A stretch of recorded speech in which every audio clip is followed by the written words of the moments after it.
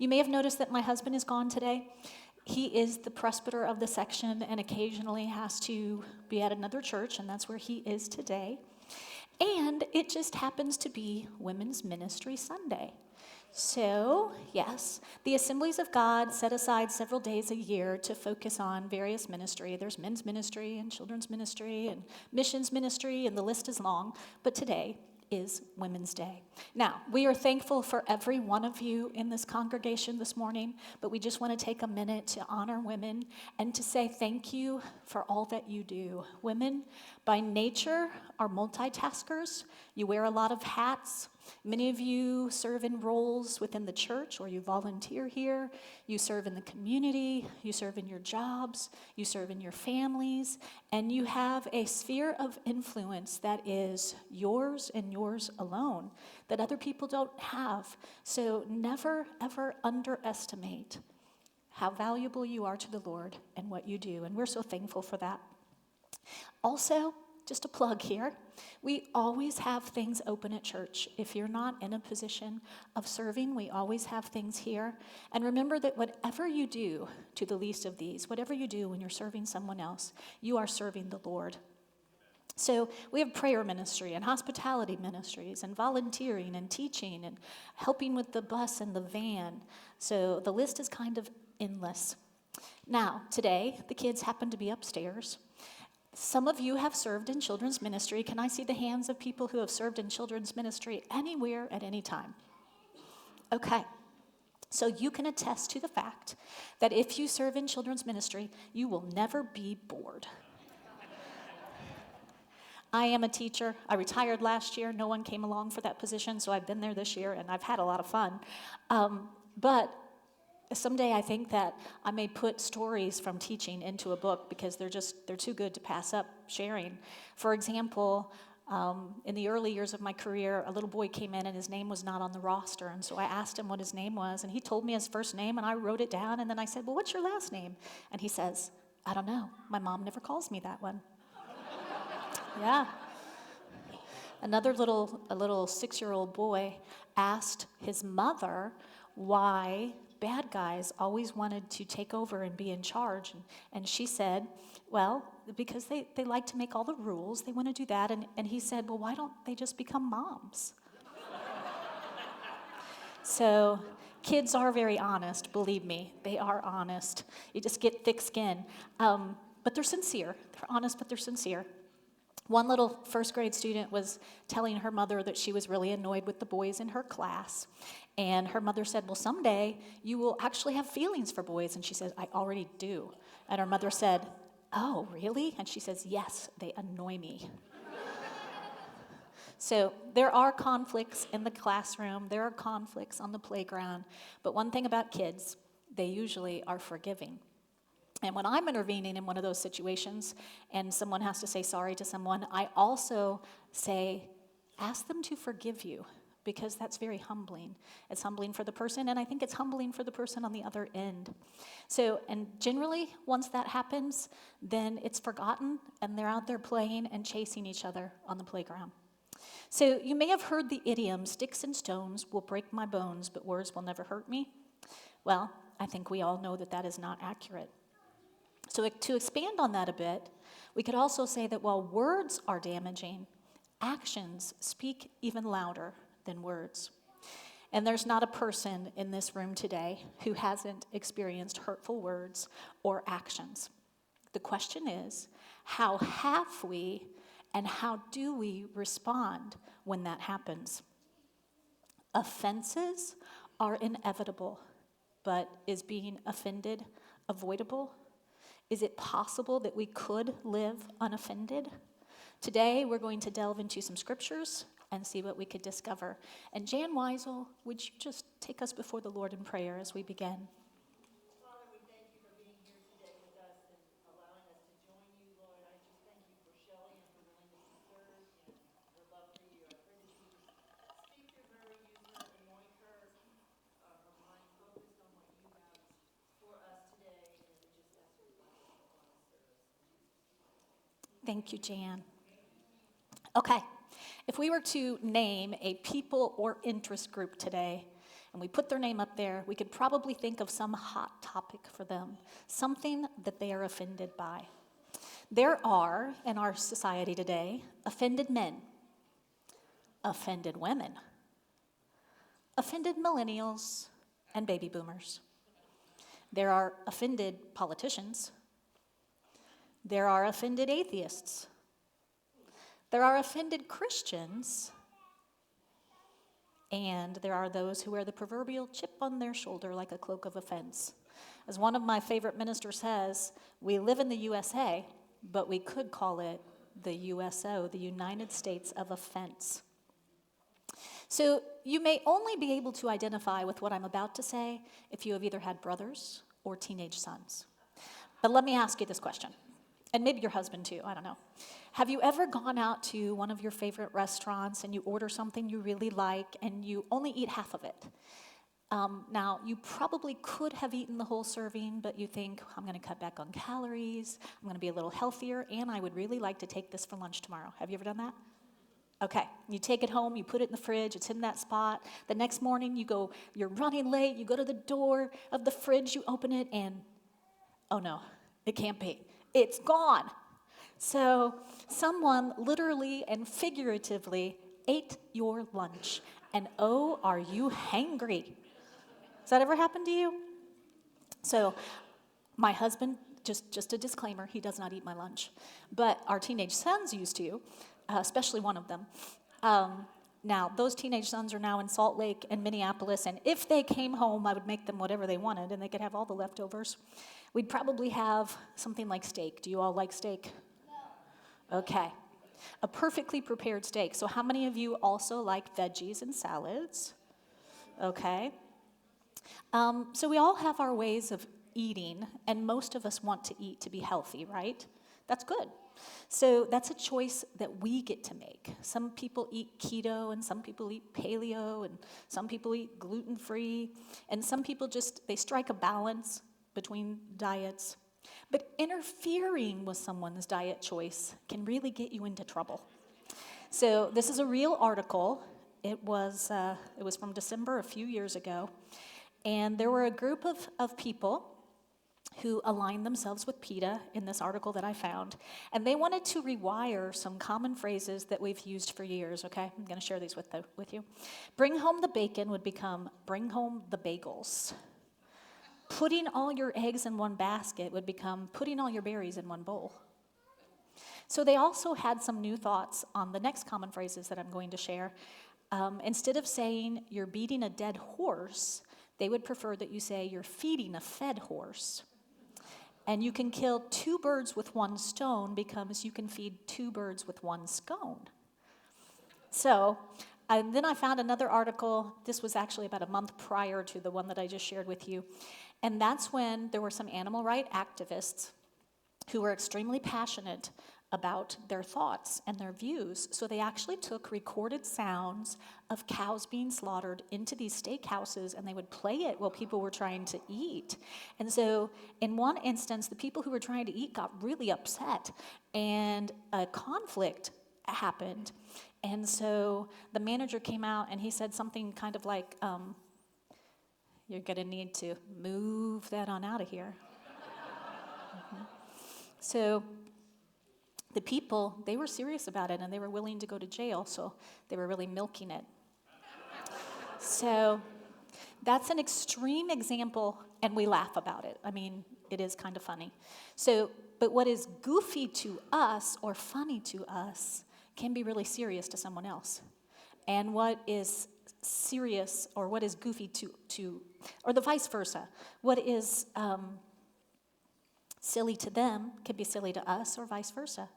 So we could find ourselves in a proverbial jail cell right next to those animal rights activists. All right, we've established that we live in a culture of offense. We know that we do. But first, we have to know that it's biblical. So we're going to go to Luke 17, 1 and 2. And that says, Then he said to the disciples, It is impossible but that offenses will come, but woe unto him through whom they come. That passage goes on to say, It was better for him that a millstone was hanged about his neck and he was cast into the sea, than that he should offend one of these little ones. And now let's look at another passage. This is Matthew 24, verse 4. Jesus is talking, basically in these verses, Jesus is talking about the end of the age, and there's a lot of dramatic events, and this almost gets lost. It's kind of at the end of the passage. It says, "And Jesus answered and said to them, 'Take heed that no one deceives you. For many will come in my name, saying, I am the Christ, and will deceive many. And you will hear of wars and rumors of wars. See that you are not troubled. For all these things must come to pass, but the end is not yet. For nation will rise against nation, and kingdom against kingdom. And there will be famines, pestilences, and earthquakes in various places. All these are the beginning of sorrows.' Verse 9 says, 'Then they will deliver you up to tribulation and kill you, and you will be hated by all nations for my name's sake. And then many will be offended, will betray one another, and will hate one another.'"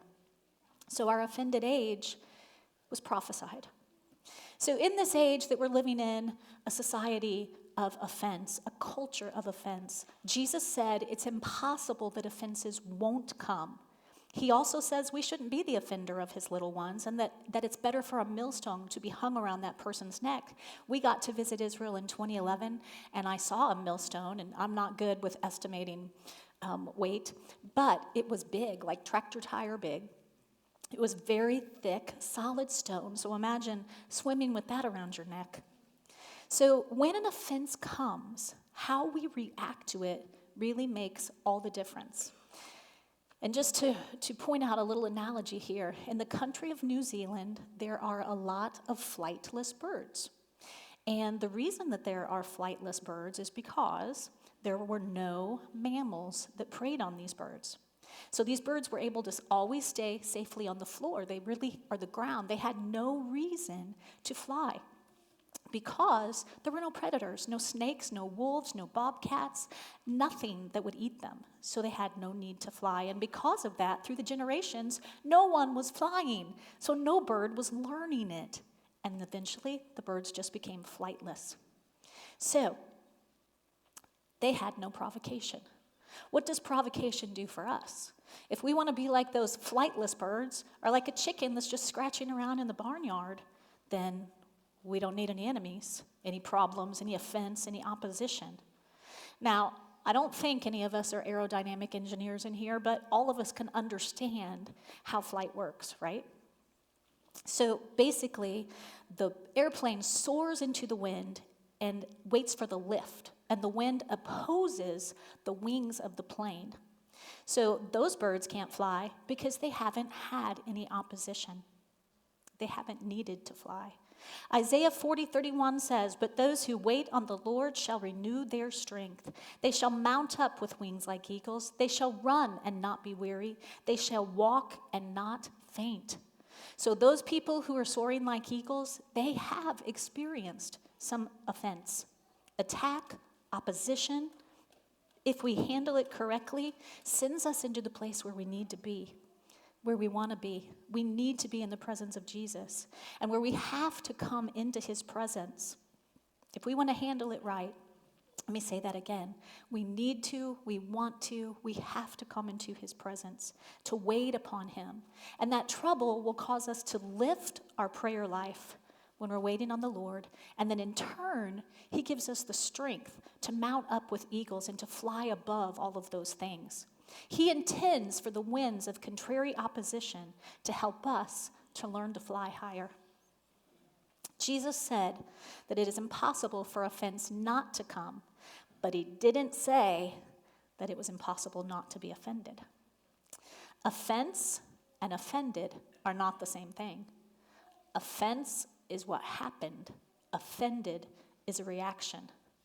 Offense says, you did it. Offended says, I will never forgive it. Offense is an event. Offended is a decision. So offense is inevitable, but offended is optional. It is possible to live life unoffended. How easy it is, though. Am I right? How easy it is for us to let an offense get to us. but oh, to be able to rise above it on the wings that he gives us. So perhaps, and when I'm talking to you, I'm not just talking to you, I'm talking to myself too. Perhaps we need to check our hearts. How are our spirits? What is our level of offendability? I can tell you, when one offense comes and you leave it in your heart and you let it be there, it kind of sours the ground. And then when other things come, you're more easily offended. And then eventually, we develop a critical spirit when that happens. And when you have a critical spirit, it can happen to anybody, guys. And when a critical spirit is within you, then it's almost like you're looking for offense. That proverbial chip on the shoulder that we talked about earlier, that's what it's like. So the Bible tells us that we have to take every thought captive, and there are many things that come at us every day, and it's not accidental, because the enemy would like to distract us from where we need to be. Could it be possible that our level of offendability correlates with our level of spiritual maturity and where we are with him at that time? So when you're praying, has the Lord ever revealed to you something that you did or didn't do, you should have done and didn't do, or something that you need to change? Has he ever chastened you? Has he ever disciplined you? Has he ever spoken to you in that still small voice and you know that he's calling you on it? Now, he doesn't do that because he doesn't like you. He does that because he knows that's in your best interest.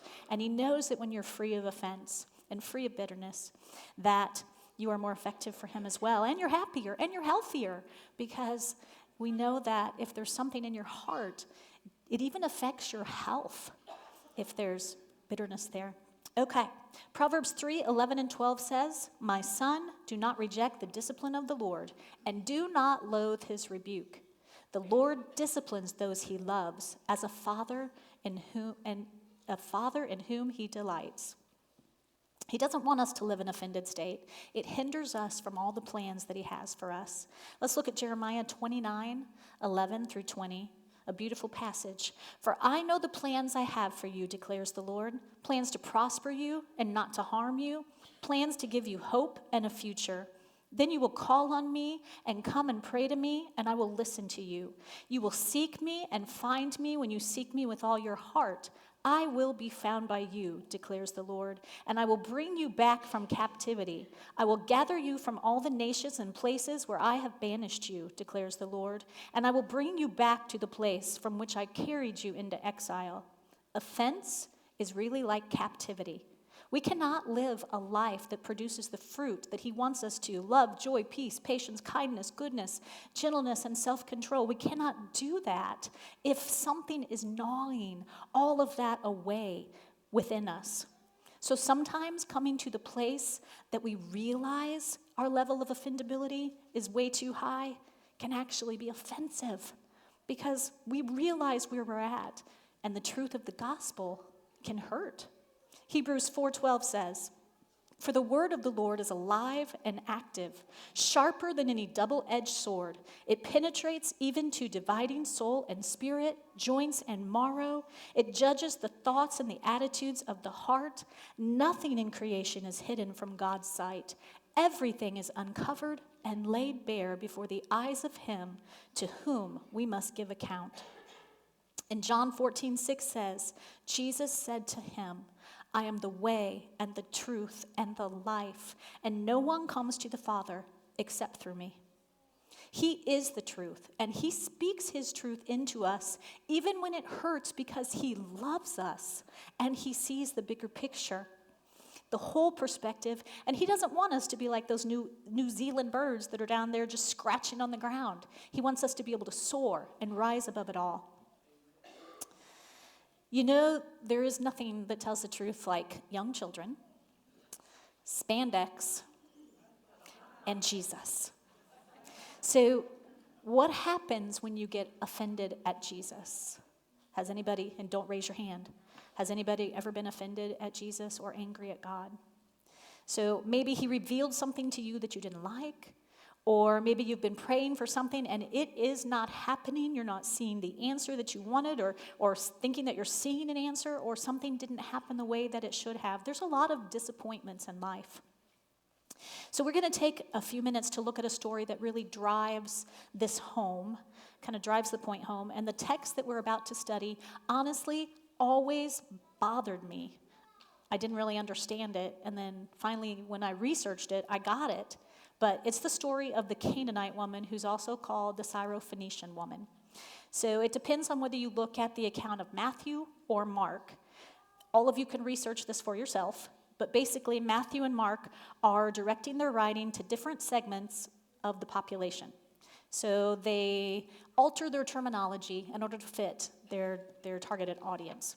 Matthew tailors his record for the Jewish people because this woman lived in the seacoast region of northwestern Palestine. He calls her a Canaanite lady.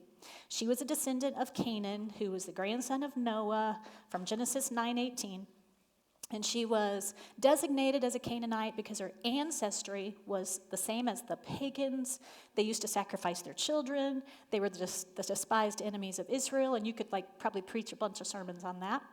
Mark, on the other hand, is writing for the benefit of the Romans, who controlled the Mediterranean world of the first century, and it was known as Syrophoenicia, which politically speaking belonged to the province of Syria. So she's designated a Syro-Syrian Phoenician. And then also Greek, because in that area she had absorbed the Greek culture and spoke the Greek language. So I'm going to give you the backstory before the story, all right? So just bear with me here. But I want you to understand where Jesus had come from right before he met this woman. He had had a rough few days. So Jesus had had some demanding and difficult days leading up to the day that he met this woman. In Matthew 14:13, and I didn't do a slide for this, but he received the news of his relative and pre-runner John the Baptist's murder. After that, he tried to withdraw to a solitary place because he was the Son of God, but he also had human emotions. He needed time to grieve. He needed time to pray. But when he tried to withdraw, there was an enormous crowd, and this crowd had 5,000 men alone in it without the women and the children. So they showed up, he ministered to them, he healed them, and he fed them. That's the story of the loaves and the fishes. You all are familiar with that. Then in verse 22, he told his disciples to get in a boat. So this is after that event. He tells them to get in the boat and go ahead of him to the other side of the lake, which makes me think he wanted a little alone time still if he's telling them to go ahead of him.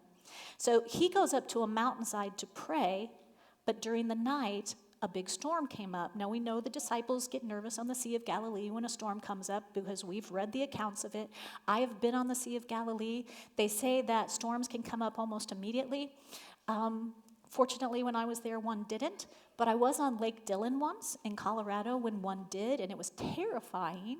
And the waves crashed over the front of our pontoon, and it kept dipping, so I can imagine it would be frightening. He knew that, and so he began to walk on the water to get to his boat. But those disciples were completely overcome with fear, and they got kind of weird about it, remember? They thought he was a ghost walking to them on the water. And then Peter decides to get out of the boat and walk to Jesus, but then his faith fails, and then he goes down, so Jesus takes care of him. So then he gets in the boat, he calms the storm, and they get to land, but as soon as he lands, there's crowds there. And they bring their sickness to him. They beg him to let them just touch their cloak. Now, that makes me think of the story of the woman with the issue of blood, and it says that when she touched his cloak, the virtue went out of him.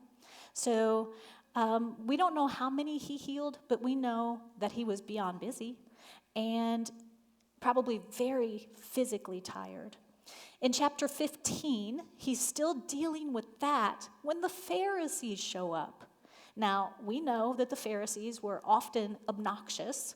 They were debaters, and they questioned and challenged every aspect of his authority. So he then calls all the crowd that is once again around him, watching that debate together, and he speaks to them in story form, one of his parables. After all of that explanation, his disciples still don't get it. How frustrating, right? And he has to explain it again. So, wow. Finally, after this, he's heading into the area of Tyre and Sidon, and that is on the Mediterranean coast. And yes, I confess, I did look those names up so I could pronounce them correctly. It's on the Mediterranean coast. It's beautiful. We've been there. He needs a window of time just to rest, maybe to lay down on the beach and listen to the waves, to pray, to renew. But he knows he's going to have to teach those disciples again. And lo and behold, just when he thinks he's about to have a moment, here comes the Syrophoenician woman out of nowhere. And she starts loudly calling out to him. That was our backstory. Here's where our real story takes place. So go with me to Matthew 15, 22 through 28. And it says, a Canaanite woman from that vicinity came to him crying out, Lord, Son of David, have mercy on me. My daughter is demon-possessed and suffering terribly. And verse 23 says, Jesus did not answer a word. So his disciples came to him and urged him, send her away, for she keeps crying out after us. He answered, I was sent only to the lost sheep of Israel. The woman came and knelt before him. Lord, help me, she said. He replied, it is not right to take the children's bread and toss it to the dogs. Yes, it is, Lord, she said. Even the dogs eat the crumbs that fall from their master's table. Then Jesus said to her, woman, you have great faith. Your request is granted. And her daughter was healed at that moment. So now we're going to go bit by bit into the story. So we know that the Canaanite woman came to him from that vicinity and she was crying out, Lord, Son of David, have mercy on me. Jesus did not answer a word. Now, we could spend a lot of time talking about the issue between the Canaanites and the Jews. And we know that there was, so to speak, there was a lot of bad blood between them. Her race was not respected. So imagine how difficult it was for her first to come among him and his disciples. She's a Canaanite. They're Jewish people. Secondly, she was a woman. In those days, being a woman was no picnic because they were looked at as being inferior. So she has those two things already before she comes before him. But she was desperate for her child. So she sought him out. And she was willing to risk the disdain of those around him to get her miracle. She'd heard about his healings that he'd performed, and she knew that he was the key to her child being healed. Now, there are a lot of parents in this room, and we all love our children, and some of you have seen your children go through things. If your child was suffering, really suffering, there's no lengths to what a parent does to help their child. So when she called out to him and he didn't even answer her, he just went on doing what he was doing. She knew that he heard her, but he didn't acknowledge her. She could have thought, he is ignoring me. Have any of you ever been ignored? Maybe you've been praying and asking. You've been seeking, and you feel like you're not getting an answer. So as human beings, we have a desire to be seen. We have a desire to know that we're valuable.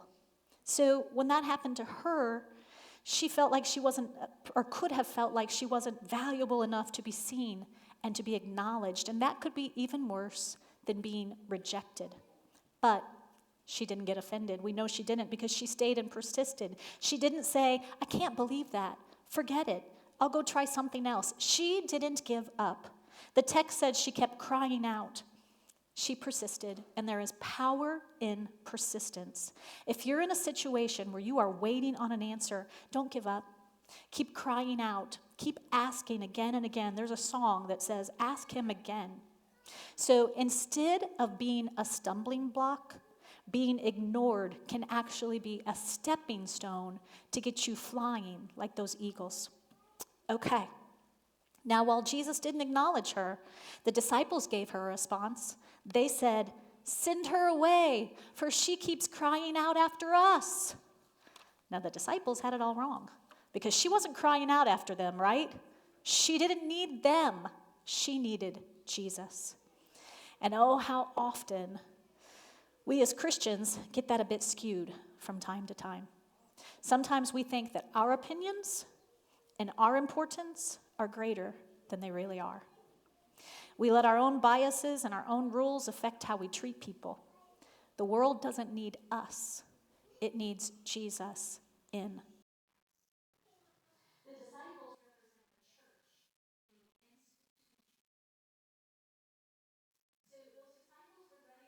way. And she didn't fit the image of being like them. She wasn't Jewish. She was a lowly Canaanite. She was despised for who she was and the things in her people's past. She wasn't a follower of Jesus' teaching. She was an inconvenience. There's been a lot of hurt and a lot of wrong that came about from religion through the ages, and a lot of Christians who are doing the Lord's work who sometimes receive offenses from other Christians. People are not perfect, newsflash. And unfortunately, what happens, though, is that those on the receiving end of that or the observing side of that often start attributing the character of humankind, and we are fallible people, but they start attributing our character to the nature of God. And that's not what it is. He is God, and we are not. We want to have his character. May we live our lives surrendered to him and listen as he speaks to us. May we have his character and lose our own sin nature. So, while religion has dealt significant blows, the church can also be the best and most wonderful place to heal. I'm going to take you on a side story again. You doing okay? Okay, good. So this happened in 2 Samuel, and I just want to share it to show you how healing can take place.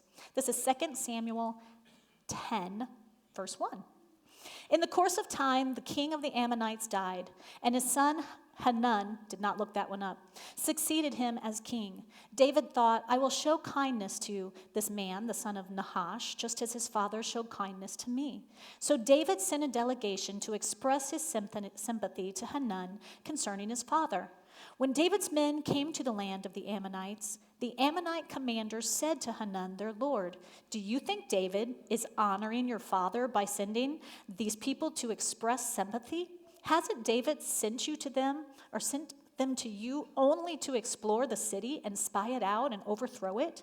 So they seized David's people, they shaved off half of their beard, they cut off their garments to then expose them. Sorry about that. And they sent them away.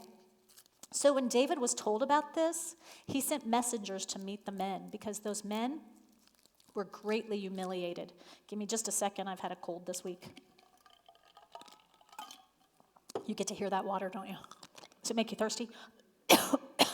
Okay.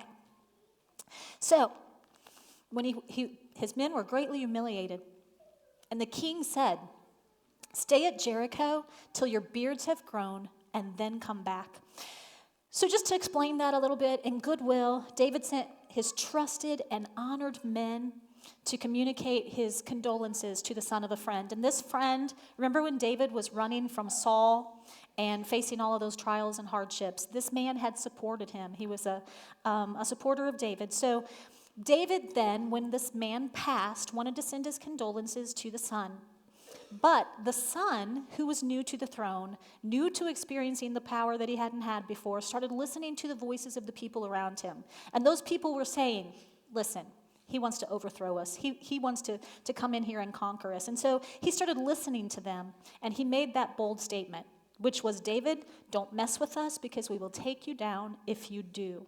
And then he humiliated them by shaving off half their beard and leaving them exposed. Now, when I first read this, I thought, that doesn't sound nearly as bad as like Shadrach, Meshach, and Abednego in the fiery furnace, or Daniel in the lion's den. That doesn't even compare in my thoughts. But these were mighty men, and their beards were symbols of their strength, their military rank, their identity, and also there were a lot of rules about beards and facial hair in that day. So when I researched it, basically I found that many of these men would have much rather had physical things happen to them, or even death, other than the utter humiliation. Now, when David was told what had happened to his men, he sent more trusted men to stop them from coming home, because he didn't want them to come back into their community and to be seen by their peers. He didn't want any further insult to come to him. So he sent them to a place where they could regroup and regrow, and that was Jericho. I've also been to Jericho. Jericho was known as the sweet place, and it was a fenced-in city. It does not look like this now, by the way, guys. It was a fenced-in city in the midst of a grove of palm trees, and it was the strongest fortress in the land of Canaan, and its definition meant retirement or concealment. Those men needed a couple of things. They needed new clothes, and they needed to let their beards grow. So the institution of the church can be a place of healing, a place to grow a new heart, just like they needed to grow a beard. It's a place to let healing happen. So if you've experienced the institution of the church, or the hurt of the institution of the church, or from someone who represents it, first, remember that human nature and human character is not God's character. Don't get that confused. And then let the church be like Jericho, a sweet place for you. Take time and let your spiritual beard grow back. Okay? Still doing okay? Good. So we're going back to the rest of the story now. Jesus did finally answer the woman, and he said in verse 24, I was sent only to the lost sheep of Israel. There we go again. Now that could seem like a slam, right? Of the offense of insignificance. She could have interpreted that as, you are not worthy of my attention. That's not what he was saying. But could she have heard it that way? Offenses are like lenses. You have to ask yourself when something happens, did they really say that, or is that how I see it? So my husband and I both wear glasses, and if I accidentally picked up his, which I'm not going to, but it's the point. If I did and he picked up mine and we looked through each other's glasses, neither one of us are going to be able to see a thing because we have different prescriptions. We both want a clear picture, but we have different ways of seeing it.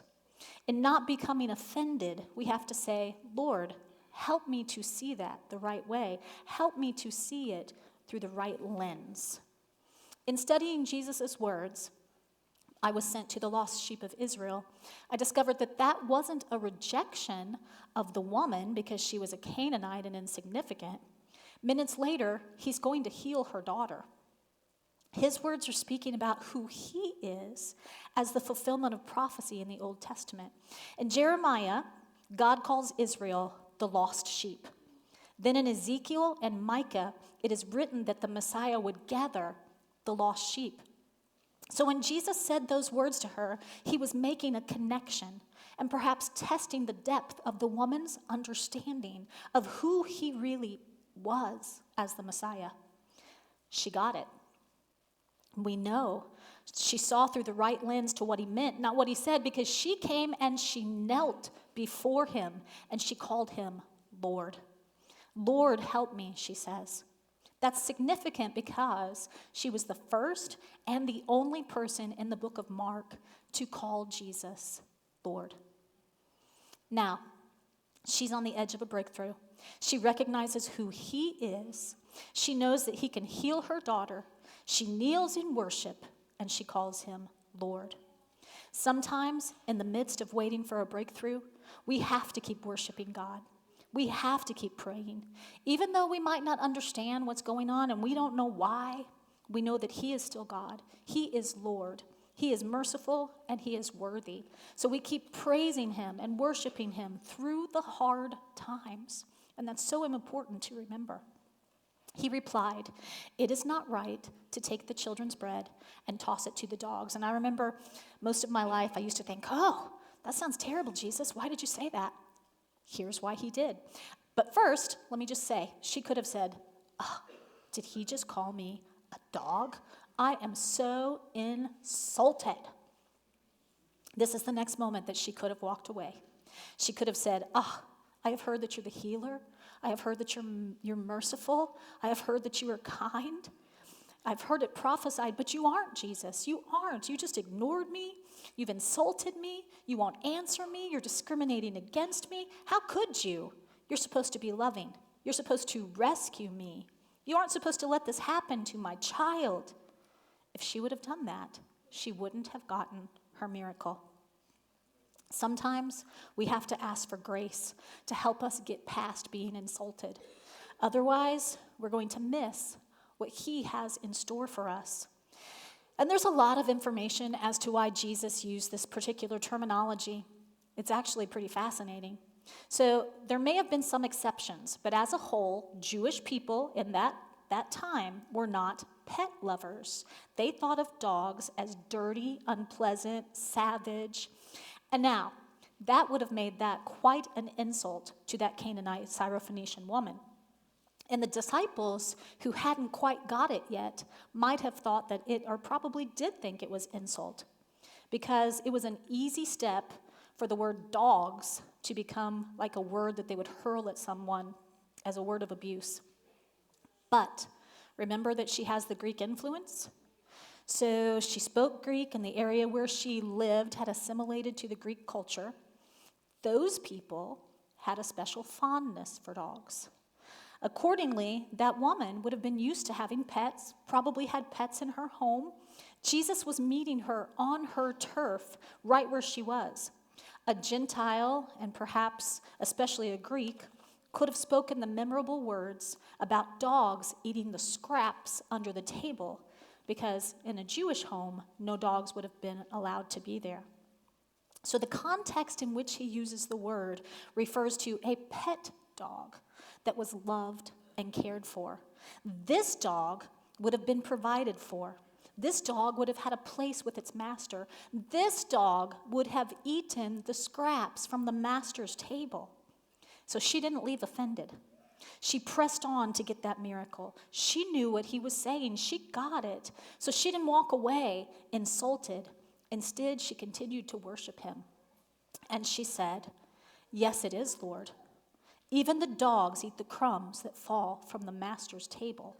So for her part, she was happy to accept a lesser status to be included inside the circle. Kind of like the prodigal son in Luke 15. You all know that story. So the disciples who have already they've been debating about which of them was greatest. Remember, that comes, I can give you the references. It's in Matthew. But they have a lesson to learn in humility from this woman. She grasps what they have not grasped, that even when the children have been fed, there's enough left over for even outsiders to be fed. And then Jesus said to her, "Woman, you have great faith. Your request is granted." And her daughter was healed at that moment. She did not allow offense to offend her. She didn't give up. She pressed on to get her miracle. Offense is an event. Offended is a decision. All those things that have happened to you, they can keep you down like those New Zealand birds scratching on the ground. Or you can use them as stepping stones and not stumbling blocks, and let you soar above it all through his strength and power. Those things are the stepping stones of your victory. They can take you to a new height of flying. Now, the Bible tells us that we reap what we sow. And we don't want to sow bitterness. We don't want to sow hurt. We don't want to sow anger. We don't want to sow retaliation. So, today, you have to ask yourself, and I'm just going to ask you to bow your heads with me. Today, you might be dealing with something that has robbed you of peace and has taken away your joy, or has rendered you an ineffective Christian. Again, you can't be operating in the fruits of the Spirit if you are hindered by something that is gnawing those things away in you. So is there something that you need to talk to the Lord about today? What disappointments have less marks on you?